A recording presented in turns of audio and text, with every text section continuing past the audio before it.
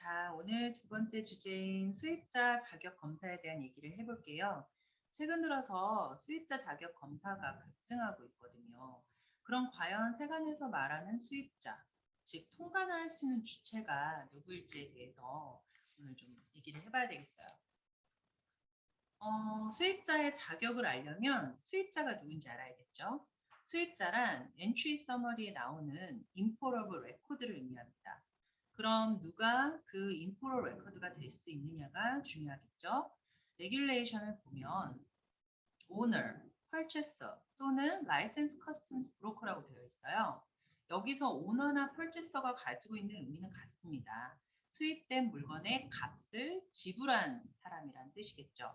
어떤 수입자분들에게는 굉장히 당연하게 여겨지는 부분인데 왜 이렇게 많은 검사를 받고 또 이게 문제가 되는지에 대해서는 한번 검사 과정을 좀 더 깊이 알아보면서 설명을 드려볼게요. 이거는 엔트리 서머리 양식의 중간 부분이에요. 저희가 보통 751이라고 부르는 그 부분인데 거기 보시면 26번에 인포러라는 란이 있고요. 25번에 ultimate consign이라는 란이 있어요. 여기서 인포럴 레코드가 바로 아까 말씀드렸던 그 오너가 되는 회사입니다. IOR이라고 부르는데요. 관세에서부터 물건의 모든 책임을 지는 파리입니다. 물건에 무슨 문제가 되거나 이그잼이 걸려서 이거는 트레이드마크 이슈가 걸렸거나 라고 했을 때 모든 걸 다 책임을 지셔야 돼요. 그러면 25번의 어티메 컨사이니는 그냥 딜리버리 장소예요. 보통 만약에 FOB 조건이라 그러면 IOR하고 어티메 컨사이니가 같겠죠. 그래서 뭐 크게 문제가 되지는 않을 건데 그 외에 이제 다른 텀 조건일 때는 이 두 가지가 바뀔 수가 있기 때문에 그 부분 조금 더 한번 설명해 볼게요. 자, 그러면 DDP, LDP일 때 수출자가 관세를 부담하는 조건이잖아요. 그럴 때는 수입자가 과연 누가 될까요? 바로 오버시즈에 있는 수출자가 수입자가 될 수 있어요. 그런데 미국 내에 회사가 없으신데 어떻게 할까라고 물어보시는데요. 세관에서 Customs Assign Number라는 게 있거든요. 저희가 CAN Number라고 부르는데 Custom Assign Number를 받으시고 반들을 구매를 하시면 IOR이 되실 수 있어요. 하지만 그런 경우라면 Ultimate Consign는 딜리버리 장소여야지 되기 때문에 그러니까 미국 내에 있는 딜리버리 장소여야지 되기 때문에 딜리버리 장소에 회사 이름과 IRS 넘버를 통관사에게 주셔야 돼요. 제가 이제 LDP, 뭐 DDP 조건일 때 제일 문의를 많이 받는 질문 두 가지가 있는데 첫 번째는 한국에 있는 한국 기업이 미국에 있는 고객을 대신하여 통관을 할 수 있을까요? 라고 질문을 많이 하세요. 제가 좀 전 슬라이드에서 말씀드린 것처럼 하실 수 있고요. 그런 경우에는 한국에 있는 업체를 Customs Assign Number라는 걸 받고 그거 받는 거 이제 저희 같은 관세사가 하는 거거든요. 관세사한테 여쭤보시고 그 다음에 반들을 구입을 하시면 IOR이 되실 수가 있어요. 다만 이런 경우라면 아까 말씀드렸듯이 여기 지금 어트메 컨사인 25번이 될 수 있는 회사의 IRS 넘버하고 이름을 주시면 되겠어요. 만약에 물건이 팔리지 않았다. 그래서 어트메 컨사인이가 아직 없다라고 하실 때 warehouse, 딜리버리 웨어하우스에 IRS 넘버를 주셔도 상관없습니다. 두 번째 질문은 한국 회사 이름으로 통관을 할 경우 미국 내에 법인이 있어야 하나요? 라는 질문은 당연히 그러실 필요가 없어요. 왜냐하면 아까 말씀드린 대로 한국 기업의 어사인 넘버를 받고 반들을 구매를 하고 그러면 분명히 IOR을 하실 수 있기 때문에 굳이 미국에 있는 법인을 세우실 필요는 없습니다. 그런데 만약에 미국에 법인이 있으시다. 그래서 그 법인 이름으로 통관을 하고 싶으시다 하실 때는 그 미국에 있는 법인이 그 물건값을 지불을 해야 돼요. 그러니까 한국에서 다 지불을 한 물건을 그냥 통관만 미국에 있는 법인으로 하시면 문제가 돼요. 이해하셨죠? 이건 굉장히 중요하거든요.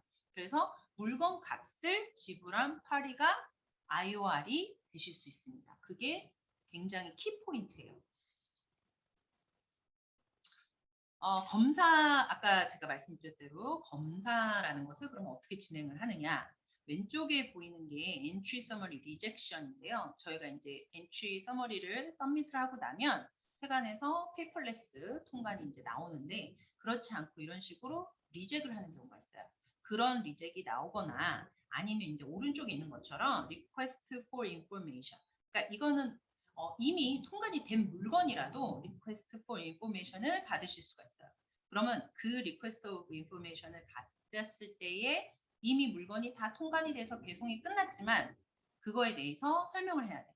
그러니까 왼쪽에 있는 건 아직 통관이 안 된 상태를 말하는 거고 오른쪽에 있는 건 이미 통관이 다 끝난 상태를 말합니다. 자, 그랬을 때 보시면 여기 담당자 이름이 다 나와 있거든요.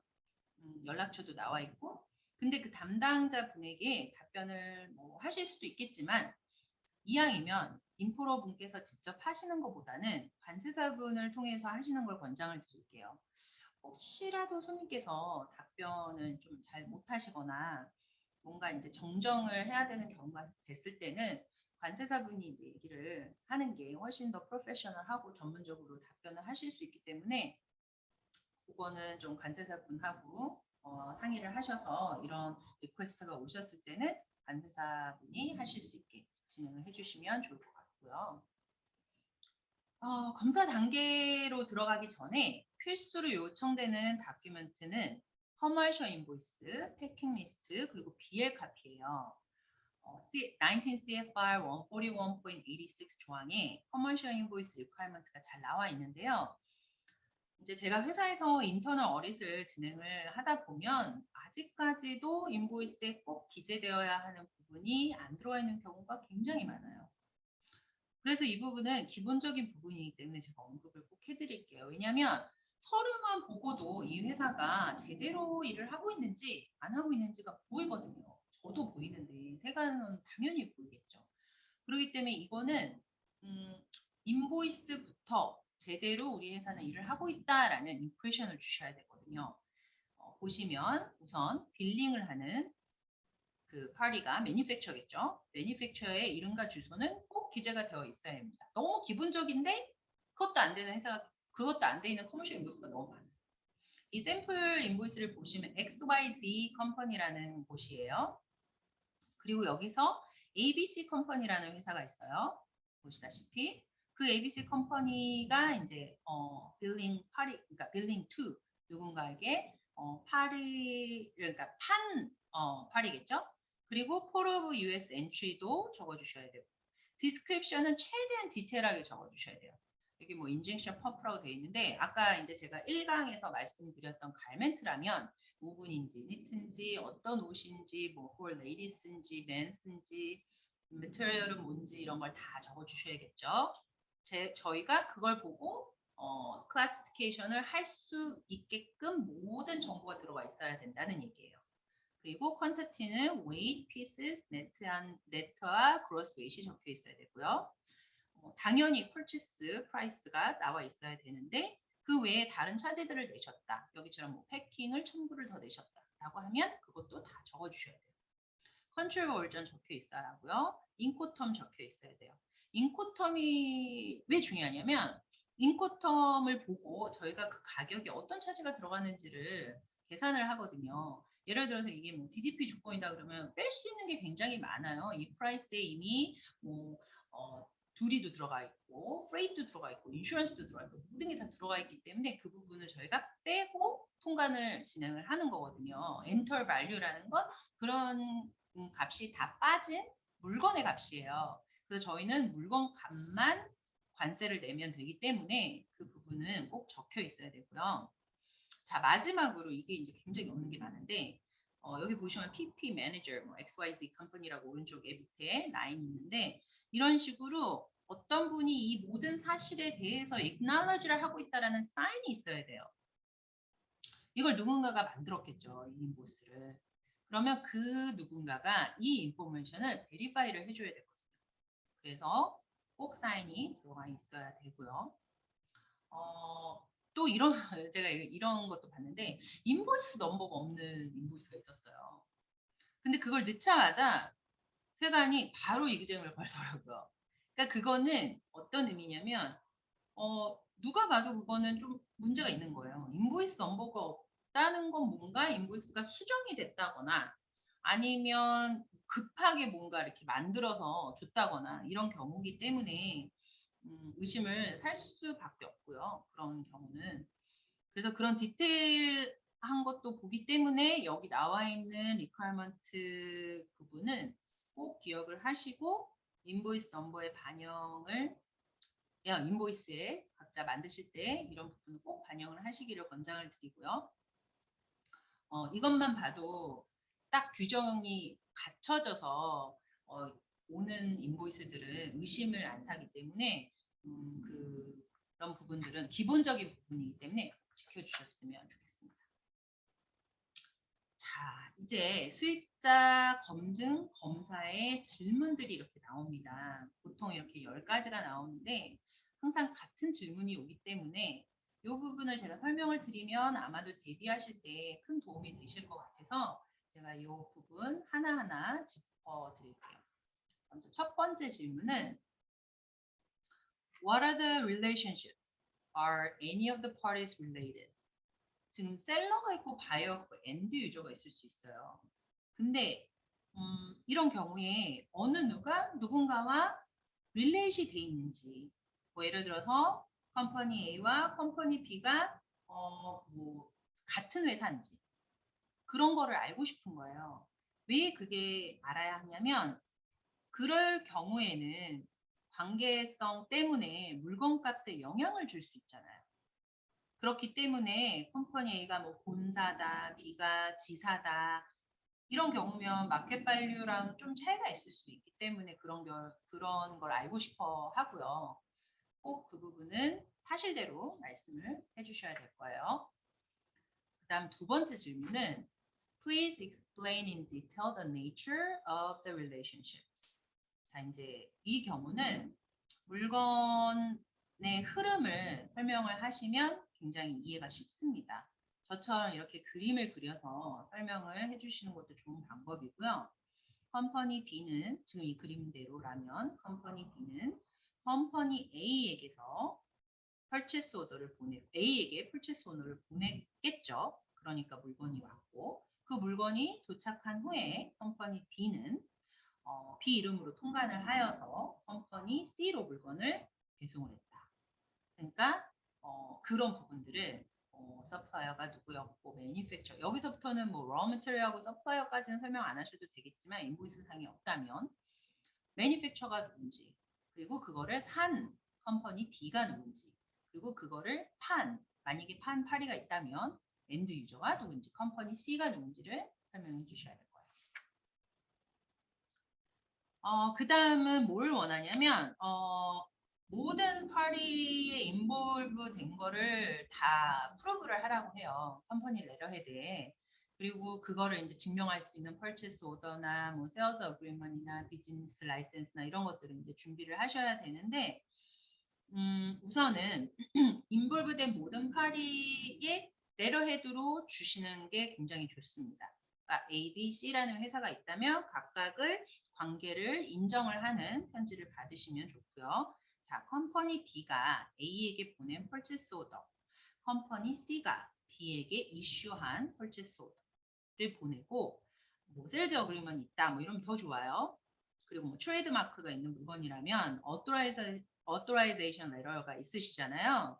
그 어토라이제이션 레터까지 제출을 해주셔야 되고 그리고 혹시라도 C라는 회사가 B라는 회사에 이슈한 PO가 없거나 아니면 B가 A에게 보낸 PO장에 다른 가격이 써 있거나 그럼 당연히 문제가 되겠죠. 그 가격 문제라면 그때라도 제대로 된 PO를 주시는 게 맞습니다. 제가 이 부분을 강조하는 게 이렇게 검사를 하는 경우는 대부분은 세관에서 이미 사전 검사가 된 경우가 많아요.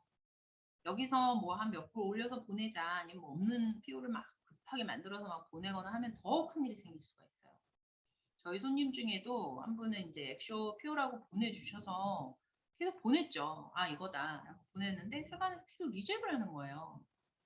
그래서 아니 서류 다 갖춰서 보냈는데 왜 자꾸 리젝이 되냐 하니까 그 세관원이 자기가 이미 본 PO가 있고 이건 그 PO가 아니다라고 말을 하는 거예요.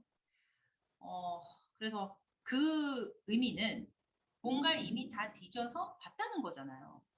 그런데 저희가 계속 아닌 걸 자꾸 보내니까 이거 아니다라고 하는 거예요. 그러니까 제가 이런 검사를 진행을 하면서 느끼는 점은 손님들이 생각하시는 것보다 세간에서는 굉장히 많은 부분을 알고 있습니다. 이미 알고 있고 그 부분을 확인하는 작업이기 때문에 여기서 괜히 서류를 조작을 하시거나 없는 걸 만들어서 보내시면 진짜 더 일이 진행이 안 돼요. 만약에 이런 검사를 하고 있으시거나 진행이 되고 있다면 그때라도 제대로 된 서류를 보내주시는 게 맞는 방법입니다. 그리고 다음은 뭐라고 되어 있냐면 actual documents along with copy of payment given to the contracted freight forwarder upon pickup from origin. 이 부분은 페이먼트가 제대로 갔는지를 확인을 하고 그 가격이 돈을 낸 가격이 맞는지 인보이스 상에 있는 가격과 내가 낸 금액이 맞는지를 확인하는 과정이에요. 만약에 페이먼텀 때문에 아직 페이를 안 하셨을 수도 있잖아요. 예를 들어서 아까 엔트리 서머리가 리젝이 됐다는 거는 엔트리 서머리 그렇죠. 리젝이 됐다는 건 통관이 안 됐다는 거기 때문에 통관이 안 돼서 만약에 딜리버리가 안 됐기 때문에 페이먼을 아직 안 하신 경우도 있잖아요. 그런 경우라면 그 전에 페이를 하셨던 과거에 있었던 신문을 예를 들어서 보내주셔도 돼요. 어떤 부분을 페이를 했고 어떤 엔출이었고 이런 거를 이제 말씀을 해주시면 그 페이먼 기록을 인정을 해줘요. 그러니까 이제 중요한 건 인보이스에 나와 있는 금액을 정확히 내신 건지가 중요하겠죠. 그리고 메스터 비엘 카피를 요즘 요청을 하더라고요. 예전에는 안 그랬는데 왜 그런 요청이 생겼냐면 포워더들이 수입업체를 만들어서 수입을 하는 경우가 좀 종종 있으시고요. 그리고 포워더를 그러다 보니까 이제 포워더가 누군지를 알려고 메스터 비엘 카피를 달라고 하는 걸로 보여요. 왜냐하면 하우스만 보면 하우스에는 이제 손님 이름만 적혀 있지 포워더 이름이 적혀 있지 않거든요. 그래서 이제 포워더 확인차 메스터 비엘을 달라고 하는 것 같고요.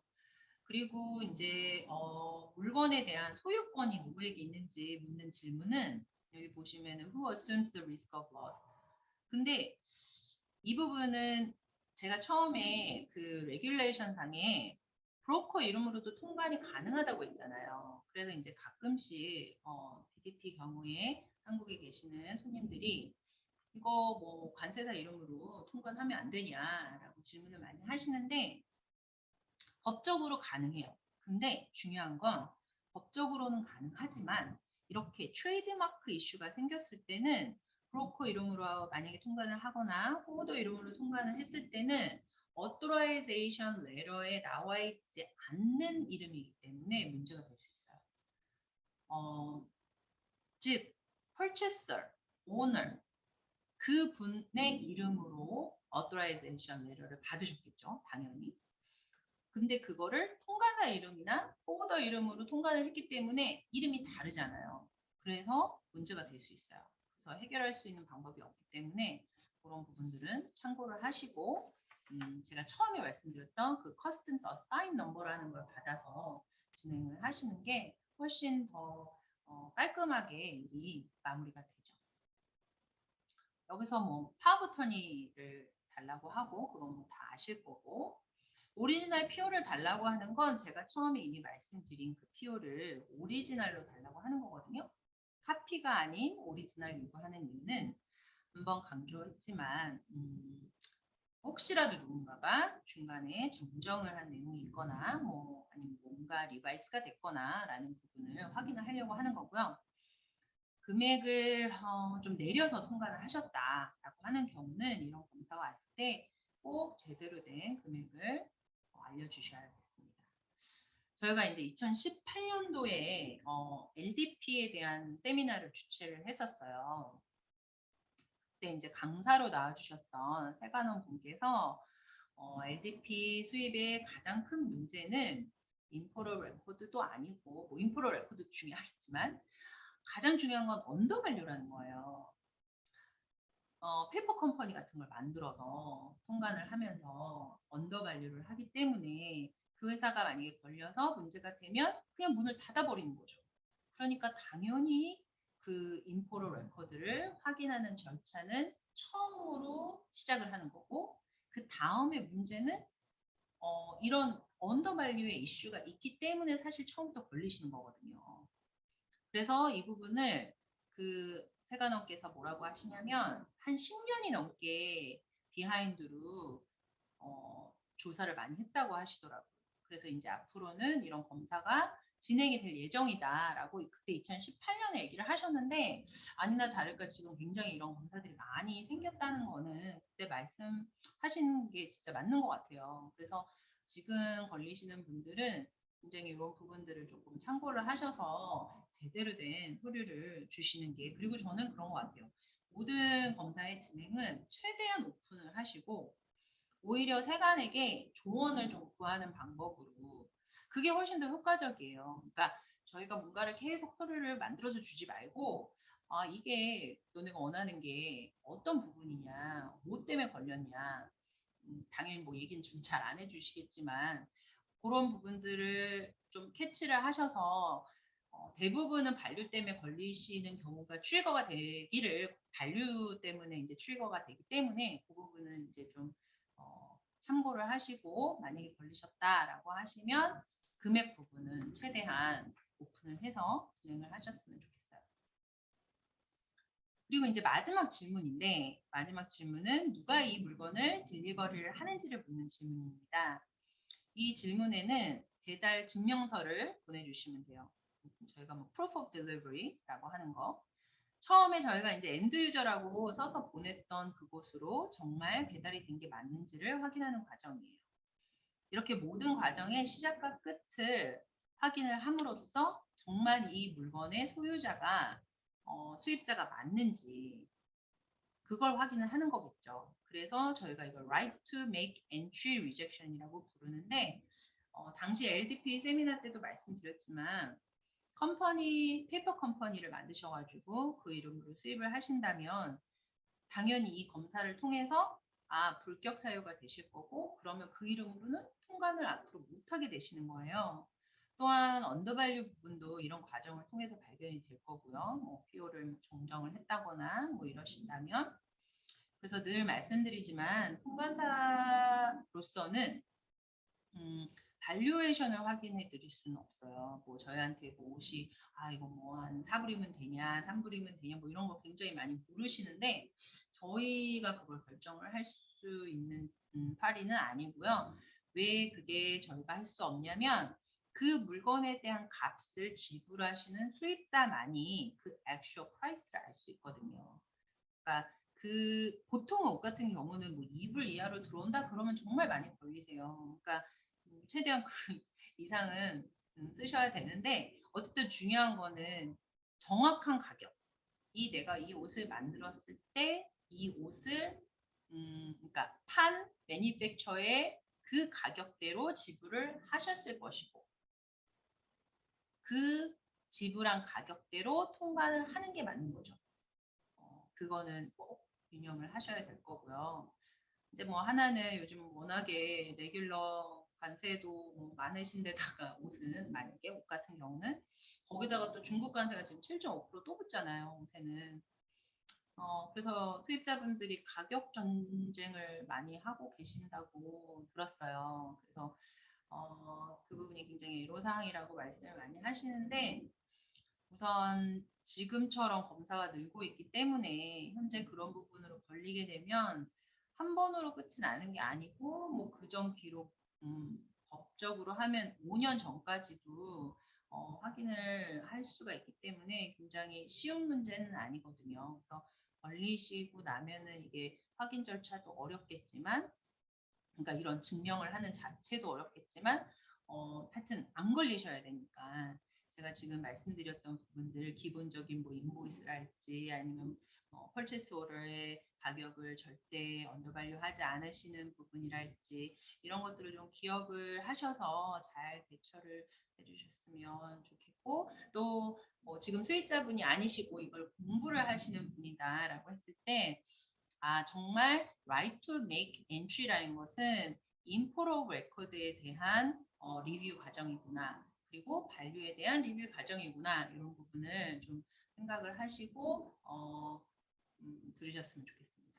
어쨌든 저 강의는 여기까지고요.